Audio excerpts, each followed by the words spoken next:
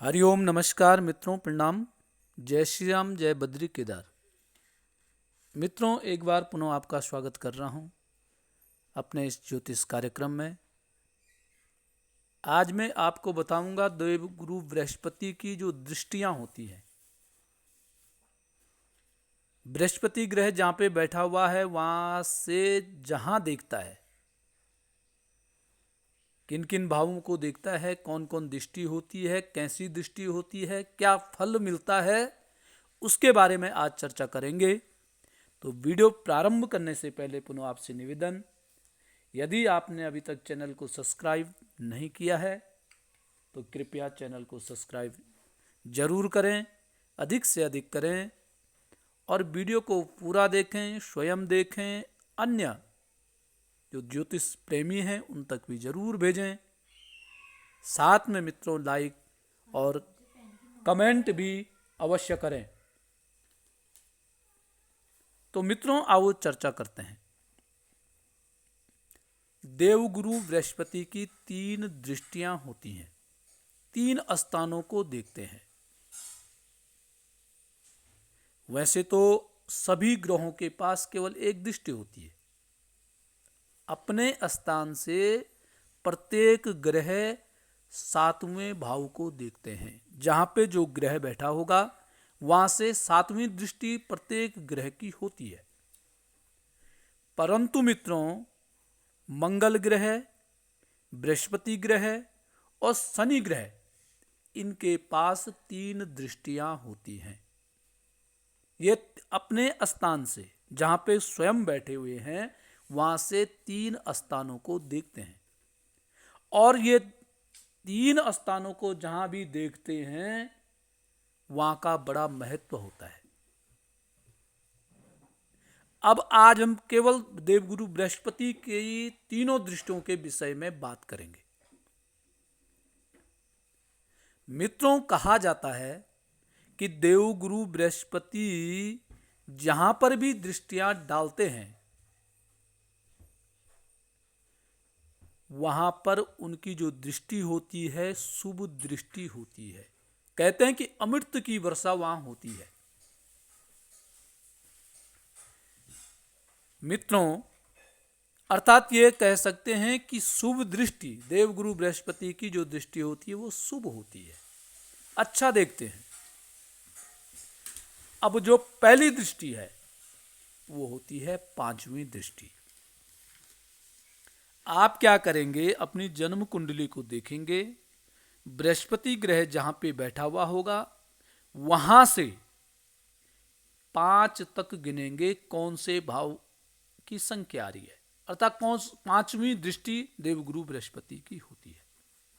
और ये 5वीं दृष्टि जो होती है यह बड़ी शुभ दृष्टि होती है।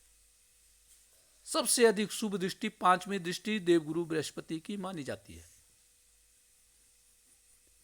5वीं दृष्टि यहां पर पड़ेगी, समझ लीजिए आपके पूर्व जन्म के पुण्य उस भाव से उदय होंगे। जहां बृहस्पति 5वें भाव को देख रहे हैं वहां आपके पुण्य उदय का वह भाव है। जिस भाव पर दृष्टि पड़ेगी अच्छे रूप से मिलेगी और अपने आप वहां से प्राप्त होगी। वहां के लिए आपको चिंता करने की आवश्यकता नहीं है। 5वीं दृष्टि बृहस्पति ग्रह जिस भाव को देख रहा है उस भाव के प्रति आपको अधिक सोचने की जरूरत नहीं है। यदि किसी व्यक्ति के लग्न में बृहस्पति है, 5वीं दृष्टि उसकी बुद्धि स्थान में पड़ रही है, संतान भाव में पड़ रही है, तो ऐसे व्यक्ति को संतान के प्रति चिंतित होने की आवश्यकता नहीं है। अपने बुद्धि विवेक से उस व्यक्ति को काम करना है।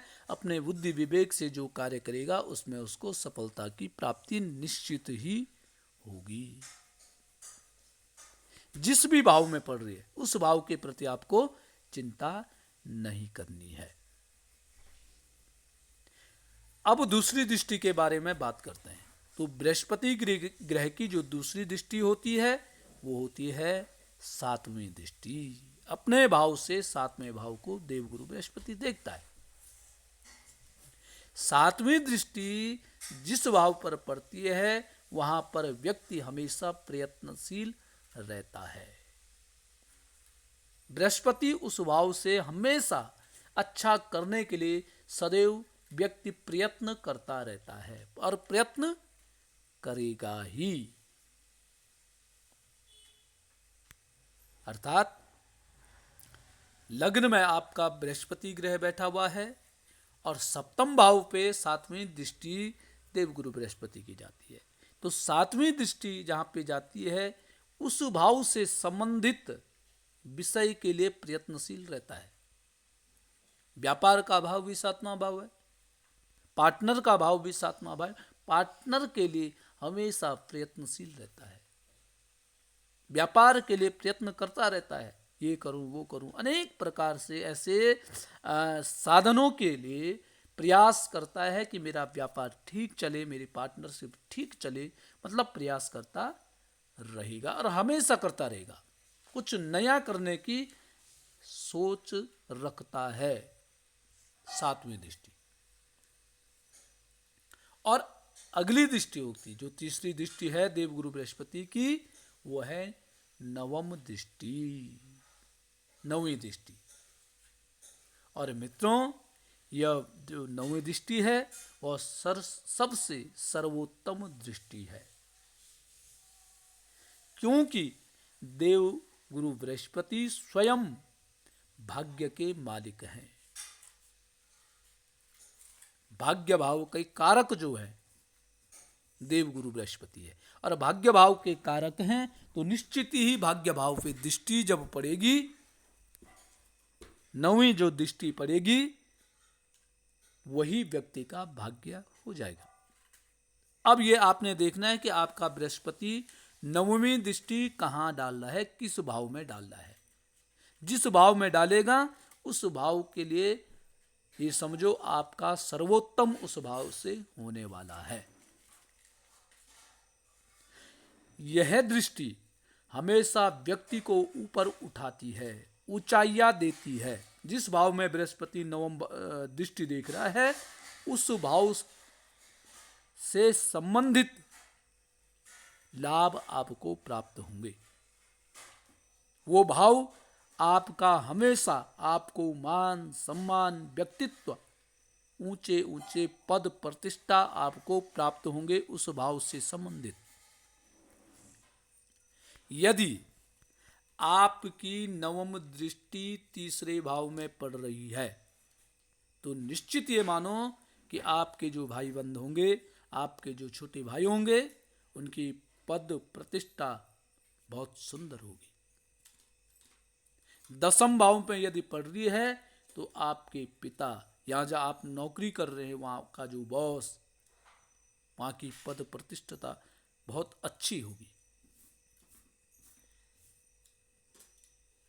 परंतु एक कमी है देवगुरु बृहस्पति की।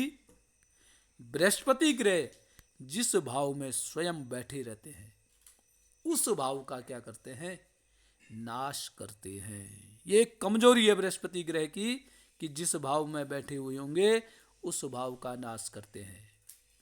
उस भाव से संबंधित दिक्कतें, परेशानियां आने लग जाती हैं और उस भाव का नुकसान ही करते हैं। जैसे देवगुरु बृहस्पति लग्न में बैठे हुए हैं। लग्न आत्मकारक तनु भाव है, तो ऐसा व्यक्ति दूसरे के लिए करेगा, दीपक की भांति उसका जीवन हो जाता है कि लोगों को उजाला और स्वयं अंधेरे में रहने वाला हो जाता है। तो बृहस्पति की ग्रह की क्या होती, दृष्टि अच्छी होती है, परंतु स्वयं जिस भाव में बैठा हुआ है उस भाव का नाश करता है। उस भाव से संबंधित परेशानियां आती हैं, उस भाव से संबंधित दिक्कतें जीवन भर व्यक्ति की बनी रहती हैं। तो उस भाव से संबंधित देवगुरु बृहस्पति से संबंधित उपाय करने चाहिए। महत्वपूर्ण भाव में यदि देवगुरु बृहस्पति बैठ गया है तो मित्रों, बृहस्पति की दशा महादशा जब भी आए तो उस भाव से संबंधित विषयों के लिए हमें सचेत रहना चाहिए, जागृत रहना चाहिए। उसके लिए हमें उपाय करने चाहिए, तब जाकर के बृहस्पति ग्रह शुभ फल दे सकता है, या हमें थोड़ा सा संयम या आराम हमें तब मिल सकता है। तो मित्रों, आज के लिए बस इतना ही। कल पुनः किसी नए विषय के साथ आपके सामने प्रस्तुत होऊंगा। तब तक के लिए नमस्कार, प्रणाम, जय श्री राम, जय बद्री केदार।